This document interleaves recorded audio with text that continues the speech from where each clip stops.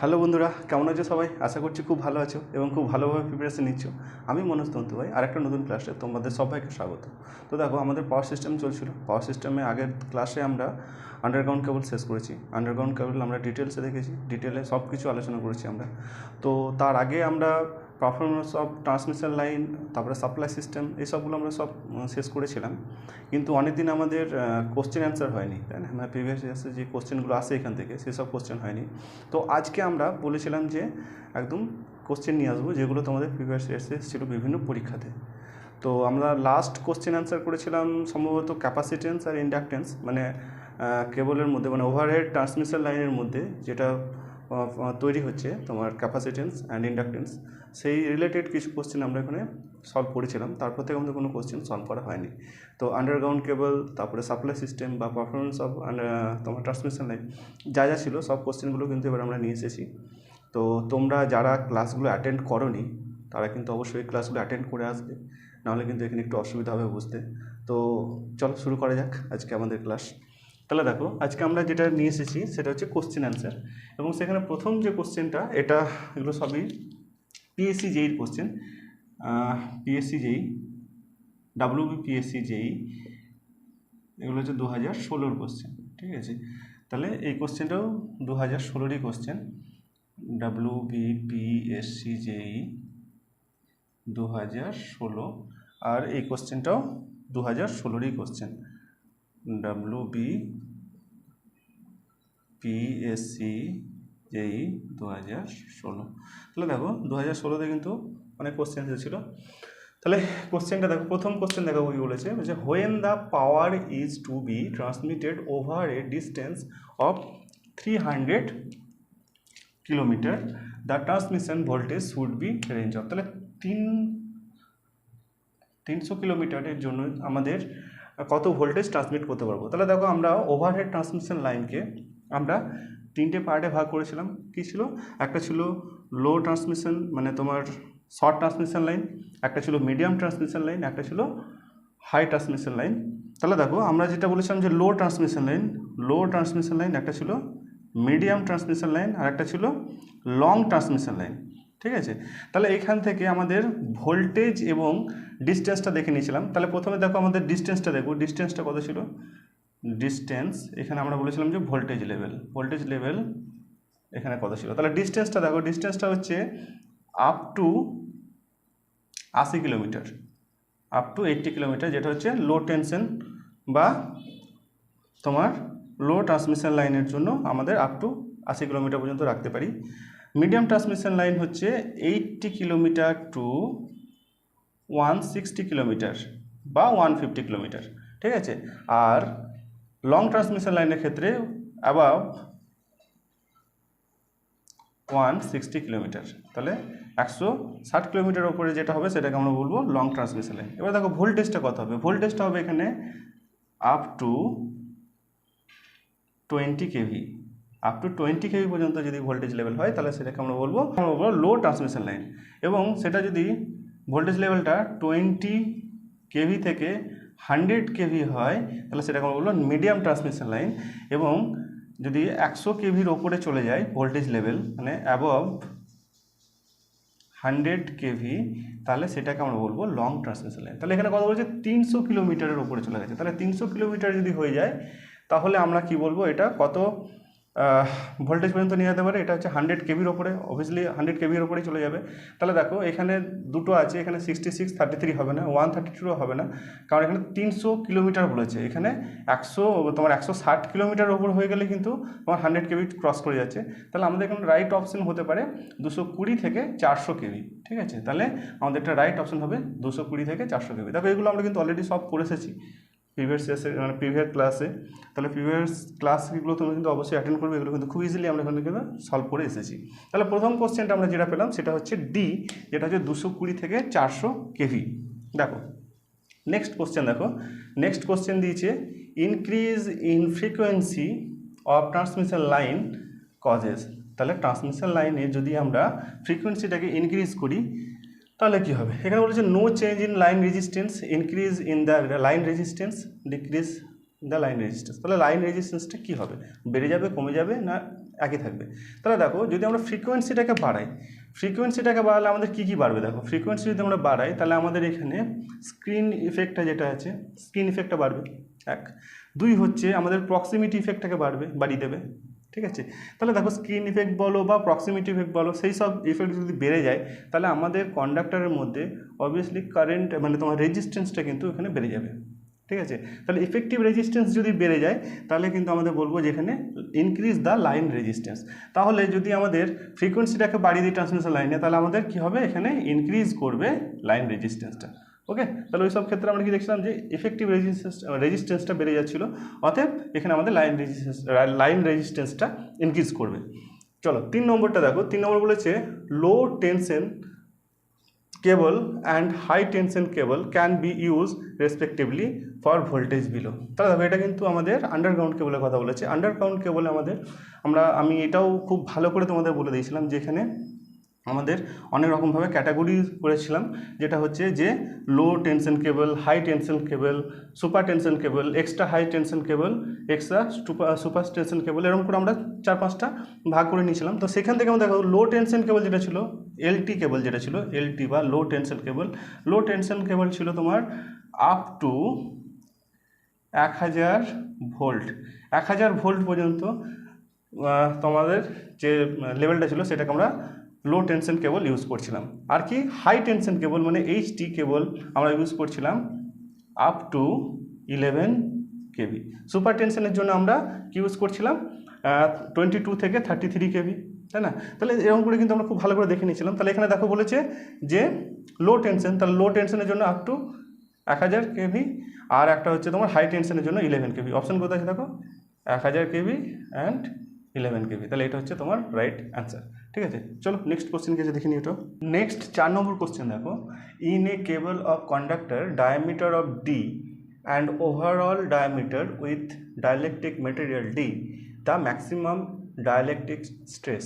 তাহলে দেখো আমরা কিন্তু আন্ডারগ্রাউন্ড কেবলে কিন্তু আমরা খুব ভালোভাবে দেখেছিলাম যে তোমার ডাইলেকট্রিক স্ট্রেসটা যেটা ছিল ম্যাক্সিমাম এবং মিনিমামের ক্ষেত্রে আমরা কী করেছিলাম। তাহলে কী দেখছিলাম দেখো, আমরা জাস্ট ওই জায়গাটা একটু জাস্ট রিপিট করে দিই। তাহলে দেখো একটা কন্ডাক্টর ছিল এবং কন্ডাক্টরের ওপরে যেটা ছিল সেটা ছিল মেটালিক সিট, তাই তো। তাহলে কন্ডাক্টরের যে ডায়ামিটারটা ছিল সেটাকে আমরা স্মল ডি দ্বারা ডিনোট করছিলাম এবং আমরা মেটালিক সিট যেটা ছিল মেটালিক সিটের ইনার ডায়াটা ছিল সেটাকে আমরা তোমার ক্যাপিটাল ডি দ্বারা ডিনোট করছিলাম। এর রেডিয়াসটা এটা ছিল রেডিয়াস, আর ডায়ামিটারটাকে ডি দ্বারা, তাহলে এটা D/2 হয়ে যাবে, রেডিয়াসটা D/2, এটাও D/2 হয়ে যাবে, ঠিক আছে। তাহলে দেখো এখানে যেটা কন্ডাক্টরের সারফেসে যেটা ছিল, কন্ডাক্টরের সারফেসে যে ডাইলেকট্রিক স্ট্রেসটা ছিল সেটা ছিল G ম্যাক্স, ওকে। আর এখানে যেটা ছিল তোমার সেটা ছিল G মিনিমাম। এগুলো আমরা খুব ভালো করে পড়েছিলাম, তাই না। তাহলে এখানে যেটা ছিল তোমার ডাইলেকট্রিক স্ট্রেসটা কন্ডাক্টরের সারফেসে কী ছিল ম্যাক্সিমাম ছিল, আর ডাইলেকট্রিক স্ট্রেসটা এটা যেটা ছিল তোমার মেটালিক সিটের ওখানে যেটা ছিল সেটা G মিনিমাম ছিল। তাহলে আমরা এখানে দেখো কোশ্চেনের আনসার যেটা আছে দেখো যে তোমার অকার্স অ্যাট কন্ডাক্টর সারফেস, তাহলে ম্যাক্সিমাম স্ট্রেসটা কোথায় হচ্ছে কন্ডাক্টর সারফেসে হচ্ছে, এবং G max by G minimum is equal ছিল capital D by small d, ঠিক আছে।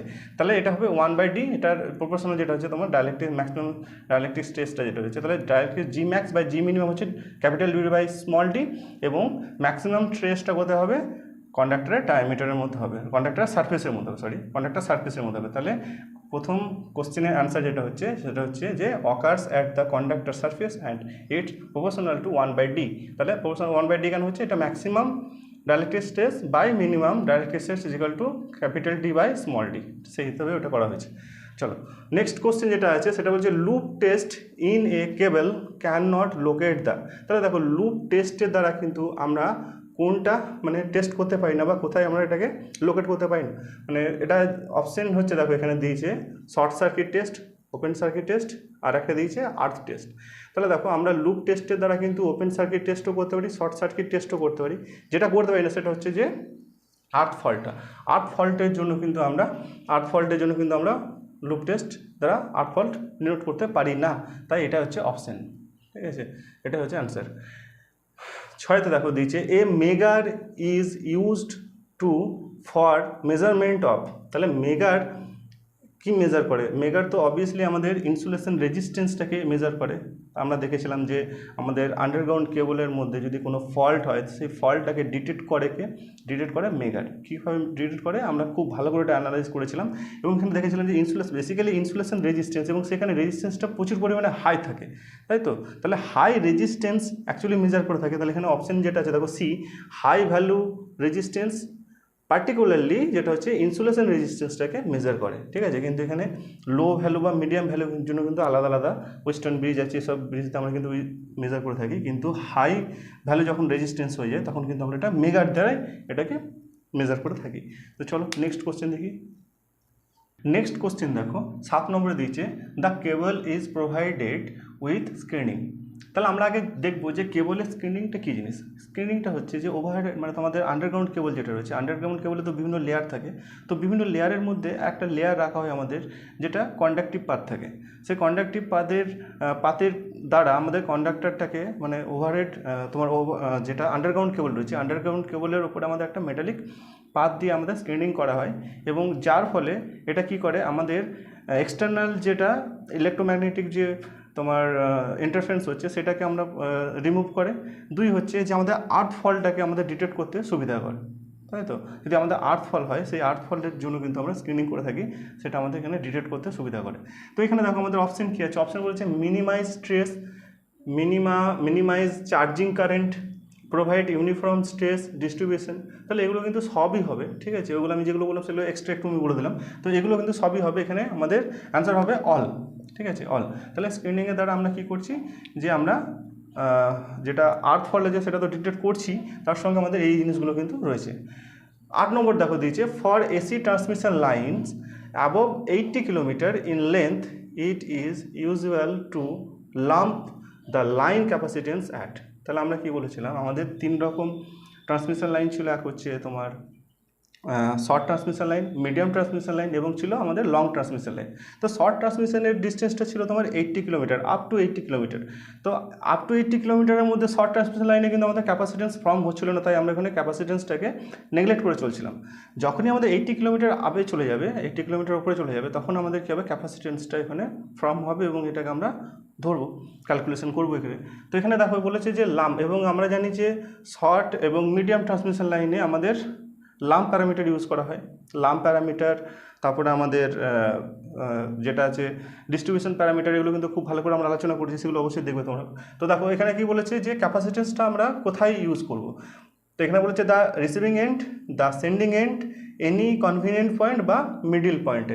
তাহলে ক্যাপাসিটেন্স যেটা আমাদের এখানে হবে, সেখানে আমরা কিন্তু দেখেছিলাম এখানে আমাদের 4টে ফর্ম পেয়েছিলাম মিডিয়াম ট্রান্সমিশন লাইনে। কী পেয়েছিলাম আমরা, সোর্স কন্ডেন্সার মেথড, একটা ছিল তোমার এন্ড কন্ডেন্সার মেথড, একটা ছিল কি তোমার মিডিলের পাই প্যারামিটার মেথড, আর একটা ছিল টি প্যারামিটার মেথড। তাই ক্যাপাসিটেন্সটা আমরা বিভিন্ন জায়গায় অ্যাপ্লাই করছিলাম এবং সেখানে সেই হিসাবে নাম হচ্ছিলো। যেমন আমরা যদি সোর্সের দিকে ক্যাপাসিটেন্সটা লাগাই তাহলে এটা আমরা সোর্স কন্ডেন্সার মেথড বলছিলাম। আমরা যদি এন্ডের দিকে লাগাই তাহলে আমরা কী বলছিলাম, যে লোড কন্ডেন্সার মেথড। যদি আমরা মিডিলে লাগাতাম ক্যাপাসিটারটাকে তাহলে আমরা সেটাকে বলছিলাম যে টি প্যারামিটার মেথড, এবং যদি আমরা দুই সাইডে দুটো ক্যাপাসিটেন্স লাগাতাম সেটাকে আমরা বলতাম পাই প্যারামিটার মেথড। তাহলে আমাদের এখানে কী হবে, যে এনি কনভিনিয়েন্ট পয়েন্ট, যে কোনো পয়েন্টের মধ্যে আমরা এটাকে রাখতে পারি এবং সেই হিসাবে তাদেরকে আমরা আলাদা আলাদা নাম আমরা দিতে পারতাম ক্যাপাসিটার্সকে। চলো 9 নম্বর কোশ্চেন কি দিয়েছে, the disadvantage with paper as a insulating material. তাহলে আমাদের পেপারটাকে আমরা ইনসুলেটিং ম্যাটেরিয়াল হিসেবে ইউজ করি, কিন্তু তার ডিসঅ্যাডভান্টেজগুলো কী কী আছে। তাহলে দেখো আমাদের অপশনে যাওয়ার আগে আমরা জাস্ট একটু দেখে নেবো যে ডিসঅ্যাডভান্টেজ কী কী হতে পারে। তাহলে দেখো পেপার যদি আমরা অ্যাজ এ ইনসুলেটিং ম্যাটেরিয়াল হিসেবে ইউজ করি, তাহলে তার প্রথম ডিসঅ্যাডভান্টেজ হচ্ছে এটা মেকানিক্যালি খুব সফট হবে। পেপার তো সফট হবে, অন্যান্য মেটেরিয়াল যেমন আছে, যেমন ধরো পিভিসি রয়েছে, তারপরে আদার্স যেগুলো রয়েছে সেগুলো কি খুব স্ট্রং হয় মেকানিক্যালি, তাহলে এটা হচ্ছে মেকানিক্যালি খুব সফট হবে। দুই হচ্ছে যেটা আগুনে, মানে এটা ফ্লামেবল, মানে আগুনে তাড়াতাড়ি পুড়ে যেতে পারে, এটা আগুনের সংস্পর্শে এলে হিটটাকে খুব বেশি রেজিস্ট করতে পারবে না, তাই তো। তারপরে এটা কি, যেটা তোমার ময়েশ্চার যদি এর মধ্যে চলে আসে তাহলে পেপার কিন্তু খুব একটা বেশি একে প্রোটেক্ট করতে পারবে না কন্ডাক্টরকে। ময়েশ্চার চলে এলে ময়েশ্চার খুব তাড়াতাড়ি সোক করে নেয় পেপার, তাহলে সেখানে কিন্তু কন্ডাক্টিং পাথ হয়েই যাবে। তাহলে এই সব প্রবলেমগুলো কিন্তু এখানে আছে, ঠিক আছে। তাহলে এখানে দেখো অপশন কোথায় বলেছে, it has low insulation resistance. ব্যাস প্রথম অপশনটা এখানে অ্যান্সার, ঠিক আছে। এটা হবে it has low insulation resistance. এখানে রেজিস্ট্যান্সটা খুবই কম হবে, কিন্তু আমাদের ইনসুলেটিং ম্যাটেরিয়ালে কি হাই রেজিস্ট্যান্স দরকার, তাই না? তো চলো আজ এই পর্যন্তই থাকলো। তোমাদের জন্য আরও কিছু কোশ্চেন আমি নিয়ে আসছি, পরপর আসতে চলেছে কোশ্চেন, প্রচুর কোশ্চেন আছে। তো সেই সব কোশ্চেনগুলো তোমরা দেখার জন্য কিন্তু অবশ্যই তোমরা এই চ্যানেলটাকে ফলো করো, ঠিক আছে? তো বন্ধুরা, ততদিন খুব ভালো থেকো, সুস্থ থেকো।